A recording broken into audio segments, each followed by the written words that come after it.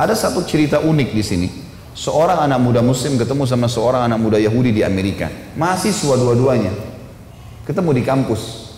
Lalu si muslim bilang, kalian sekarang hai Yahudi, masuk ke wilayah kami di Palestina. Kami belum bisa melawan. Tapi pasti akan datang satu zaman nanti kami akan kalahkan kalian. Karena ada hadis Nabi kami yang berbunyi, bahwasanya kami akan memerangi nanti Dajjal sampai ke Palestina dan kami akan menang. Sampai kalau kalian sembunyi di batas batu atau di bawah pohon, batu dan pohon akan bicara, hai muslim ini Yahudi, bunuhlah dia. Apa yang terjadi teman-teman sekalian? Yahudinya ketawa dengar itu. Dia sambil ketawa lalu dia mengatakan, kami juga orang Yahudi tahu hadis Nabi kalian itu. Kami tahu kami akan diperangi oleh kalian nanti. Tetapi yang mengalahkan kami nanti adalah umat Islam yang sholat subuhnya seperti sholat Jumat. Ini Yahudi yang ngomong. Maksudnya apa? Kalau umat Islam sudah kembali ke agamanya, nah wajar kamu bangga. Kalau sekarang sholat subuh cuma 2 saf, 3 saf, terus berpikir mau menang, dari mana ya? Sholatnya aja masih berantakan, masih dianggap nggak penting, nggak wajib. Gimana caranya? Al-Quran dibaca cuma bulan Ramadan, dibaca pun tidak mengerti artinya, tidak pernah hadir di majelis ilmu. Ini sekarang yang hadir sini teman-teman sekalian, berapa jumlah antum, berapa jumlah muslimin yang ada di Bali? Inilah fakta lapangan kita. Berapa orang yang peduli dengan agama, berapa orang yang tidak peduli gitu. Ini lapangannya. Padahal sebenarnya ini kebenaran, agama kita kebenaran. Tapi nggak dicari, nggak diterapkan, nggak dipelajari, nggak didakwakan. Apalagi mau bicara masalah dakwah, jauh sekali gitu. Sementara mereka sendiri, berapa banyak keluarga-keluarga muslim, suaminya namanya Muhammad, istrinya namanya Aisyah. Tapi nggak ada diri Muhammad dan Aisyah pada mereka. Nah, tiap hari yang diputar musik di rumahnya, jazz, rock, dan seterusnya, dangdut, semua musik. Ada yang pernah dengar Al-Quran? Kalau ada kematian baru putar Quran, gitu kan? Teman-teman 24 jam tuh Al-Quran dengar, setiap huruf 10 pahala, hukum Allah, itu yang membuat kita jaya dulu. Majelis ilmu penuhin setiap hari. Emang sudah harus begitu, harus kembali ke situ. Kita jangan menciplak keadaan orang lain.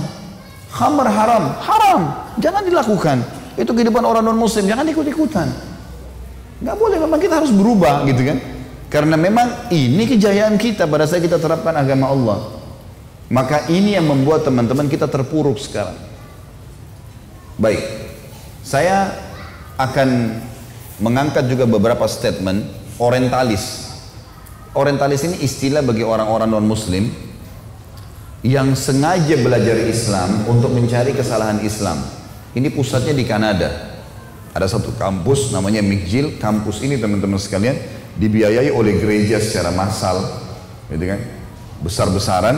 Di sana ada banyak doktor, profesor, hafal Quran, hafal ribuan hadis tapi bukan muslim. Agama Nasrani. Ada teman saya tamatan situ, dan Indonesia banyak yang tamatan situ tuh. Siapapun dari Indonesia ini yang cum laude, lulus bagus S1, apalagi kalau dari UIN, ya, Universitas Islam Negeri, ini targetnya nih, dikasih beasiswa ke Kanada S2 sama S3, belajar Islam tapi dari para pendeta. Apa yang terjadi? Dibolak-balikan ayat Al-Quran. Al-Quran itu sudah tidak layak lagi dipakai sekarang, harus direvisi. Sebagaimana Injil ada revisi setiap tahun. Makanya pastor itu bingung mau hafal yang mana. Karena mereka punya setiap tahun keluar revisi baru dari Vatikan.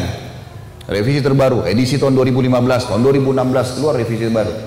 Al-Quran tidak ada dari zaman Nabi sampai hari kiamat, ya ini. 30 juz surahnya, ayatnya sama semua, nggak diubah-ubah. Mereka bilang itu, ini sudah nggak layak, mesti diubah supaya kalian maju. Dimasukin begitu, gitu kan? Ini ada hukum yang salah nih. Kenapa perceraian di tangan laki-laki? Kenapa bukan perempuan? Kenapa perempuan disuruh pakai jilbab? Kenapa syubhat? Ini orang-orang ini belajar dari sana, pulang, lahirlah JIL tuh, jaringan Islam liberal tuh. Oh nggak apa-apa, nikah lintas agama nggak masalah. Boleh muslimah nikah sama orang kafir, kenapa nggak boleh? Ada ayat Quran, ayat itu perlu direvisi. Enak bener nih, ayat Allah dari langit direvisi. Ribuan tahun umat Islam pertahankan dengan darah dan perjuangan, mereka minta direvisi dalam 5 menit. Ini orang nggak masuk akal semuanya, gitu kan? semua agama benar, bisa masuk surga semuanya. Enak benar.